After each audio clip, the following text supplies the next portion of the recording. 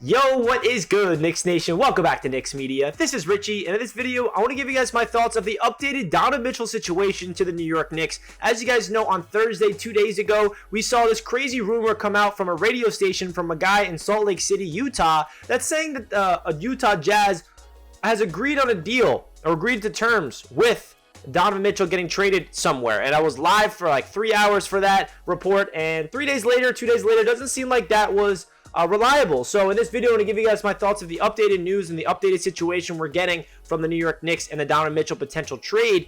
We heard from Alan Hahn on Facebook today about the latest he's hearing. We're also seeing a lot of rumors all over the place. So I'm going to give us my thoughts of the rumors and the speculation regarding the Knicks and the Jazz coming to agreement potentially on a Donovan Mitchell situation. I really think the biggest holdup, according to everything that I'm seeing on Twitter, is the players. That the New York Knicks and Leon Rose are trying their best to negotiate to hold on to their young guys like Obi, like Grimes, like Quickly. I think that is what's holding it up, according to Alan Hahn and other sources that I'm seeing on Twitter. Again, I have no inside sources. I'm not claiming that I have anything to do with, having sources. I'm just basing this video off of people that I'm seeing on Twitter and Facebook, like Alan Hahn and other guys. So I want to give you guys my thoughts of all the latest news and my overall perspective and my opinion on what will be the best scenario for the New York Knicks coming out of a trade potentially with the Utah Jazz getting Donovan Mitchell home to New York City to represent the New York Knicks. So before I hop into the video, I just want to mention, if you guys are new to the channel, make sure you hit that subscribe button. We hit 10K, and I appreciate each and every one of you guys staying tuned for all the Knicks content here on Knicks Media. It means a lot to the channel. And of course,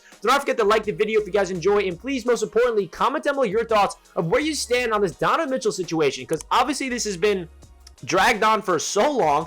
We heard, I think the first report from Shams was a week and a half ago, 2 weeks ago, when the Knicks and the Jazz were starting their negotiations on the trade potentially to get Mitchell to the New York Knicks. And now we understand that it's going to take a while for this to actually happen, if it indeed does happen. So let me know your thoughts, where you guys stand. Do you want Donovan Mitchell to come to the Knicks by any means necessary? You don't care what the trade package is. You don't care if it's an overpay. You want him here. Or are you hesitant? Do you rather hold on to the players that we have? Hold on to Obi. Hold on to Quickly. Hold on to Grimes. Hold on to the draft capital, and you don't think it's worth it going out there and getting Donovan Mitchell? Because I do feel like a lot of Knicks fans are split down the middle on this. Some Knicks fans want to get Donovan for the right price. Some people just feel like, I don't care what the price is, get him by any means necessary. And there's some Knicks fans that say, you know what, I don't think Donovan Mitchell's worth it. I feel like we should just build with the team that we have and continue to build through the draft. So I'd love to hear where you guys stand down below in the comments, in the comment section down below, because I really love reading each and every one of the comments and responding as much as I can. So don't not forget to do that. Now let's get into the video. So according to Alan Hahn, he had this to say on Facebook today,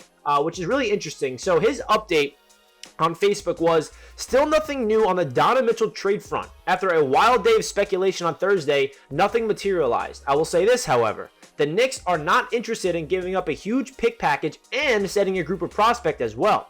I've often been advised to look at the Gobert trade. The player swap was relatively minimal as a foundation of a deal. So the stalemate isn't the picks, it's on the players. So basically what Alan Hahn is trying to say is, if you look at the trade that the Utah Jazz did to send Rudy Gobert away to Minnesota, is Minnesota gave up a lot of draft picks, but they didn't really send any significant players in the deal. So it seems like the Knicks are trying to do something similar where, hey, Leon Rose is probably like this, Utah, we'll give you more picks if that means we can hold on to Grimes, Obi, Quickly. Maybe not all three of them, but two of those three guys. Because I think the Knicks are really trying to stand their ground and make sure that they do not give up all the players, because it's one or the other. You don't want to give up 6 first-round picks and Obi Toppin and Quentin Grimes and Emmanuel Quickly. You don't want to do that. It's just a big-time overpay. All the rumors of the trade that the Knicks have been declining is literally that. 6 first-round picks, Obi, Quickly, Grimes, and McBride. That's just ridiculous. The Knicks would be morons to accept that. So I really like that Leon Rose and the New York Knicks are holding their ground. They're not being impulsive. They're not being desperate to the point where any package that Danny Ainge is going to throw out there, they're going to accept. So they really understand that they have the most assets. They are the team that, first of all, Donovan Mitchell prefers to go to, according to a lot of reports. Also, the Knicks are the only team that has the draft capital in order to afford what Danny Ainge is looking for. So the Knicks do feel like that they have some leverage here. Now, on the other hand, the Utah Jazz feel like they have leverage as well, because the Knicks, they want him bad. The Knicks want Donovan Mitchell desperately, because they've been planning to get Donovan Mitchell to the Knicks for a long time. I feel like ever since Leon Rose became the Knicks president, they've been waiting for this exact opportunity for Leon Rose to go out there and get a star like Donovan Mitchell, who has a lot of ties to the city of New York.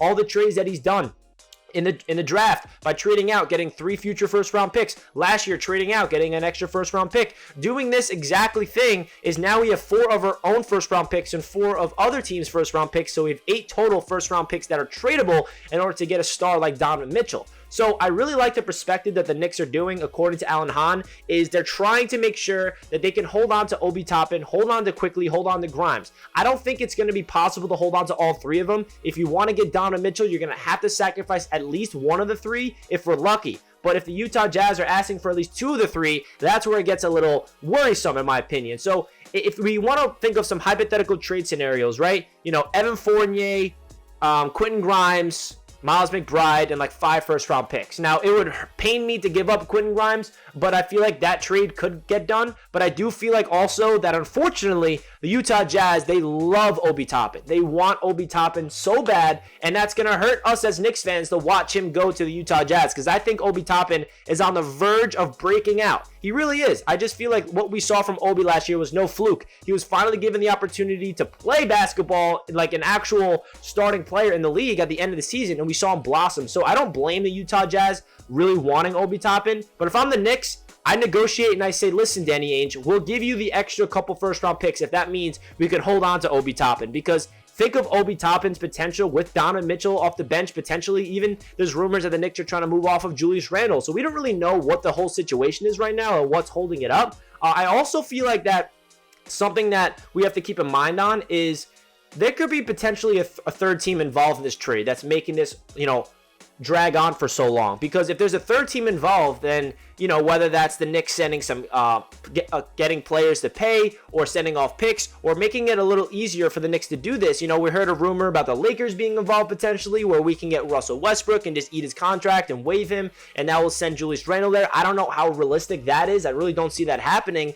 but obviously there's a lot of things that are being negotiated. And then to finish off, I just want to talk about this rumor, and I do not think this is legit. I'm not saying that we should look at this with, you know, 100% certainty, but according to Tommy D on Twitter, who is not really that reliable in my opinion, I'm not really going to take any report other than Woj, Shams, Begley, and all those guys on Twitter, Haynes, you know, Mark Stein. Those guys are the guys that are reliable, but Tommy D brings up an interesting situation where, according to his sources, that a Donovan Mitchell trade is 90 to 95% completed, with the focus on draft pick protection. Sounds like it's 4 to 5 first round picks and 3 swaps. The ball's in the Jazz court, and Fournier, Grimes, and Obi Toppin are in the trade, while D Rose and Quickly are out of the trade. Now, I'm not thinking that this is 100% accurate, but I do want to talk about this hypothetically speaking of what if it is true? What if the Knicks are packaging in Fournier, Grimes, and Obi Toppin? So, in my perspective, you know, it would really pain me to give up Obi Toppin. I'd prefer to hold on to Obi Toppin,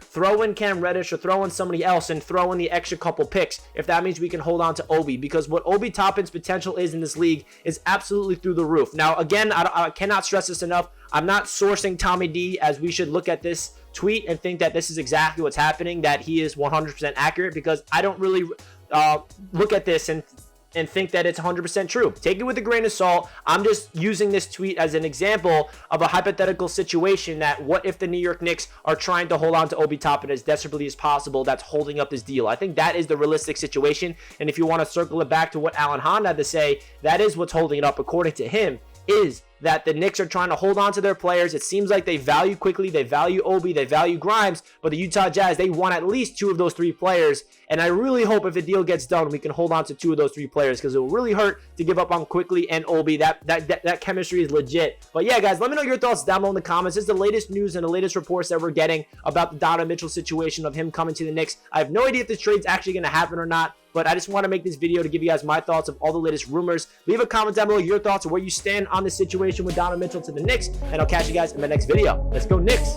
Peace out.